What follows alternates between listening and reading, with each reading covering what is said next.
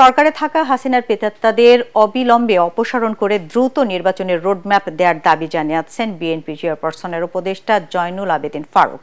জাতীয় প্রেস ক্লাবে এক অনুষ্ঠানে তিনি অভিযোগ করেন, শেখ হাসিনার প্রেতাত্মারা সরকারের বিভিন্ন স্তরে বহাল থেকে দেশে অস্থিরতা তৈরি করছে।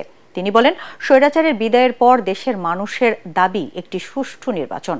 বিএনপি আওয়ামী লীগকে পুনর্বাসন করতে চায় এমন অপবাদ দিয়ে জনগণকে বিএনপির বিরুদ্ধে দাঁড় করানোর চেষ্টা চলছে অভিযোগ করেন ফারুক। অন্তর্বর্তী সরকারের জনপ্রত্যাশা বিরোধী কাজ না করার আহ্বান জানান তিনি। সরকার অন্তর্বর্তীকালীন আপনার কাছে ক্ষুদ্র পরিষদ থেকে আমি প্রশ্ন করতে চাই, আয়নাগর কারা বানালো, তারাও কি আপনার সাথে এখনো আছে?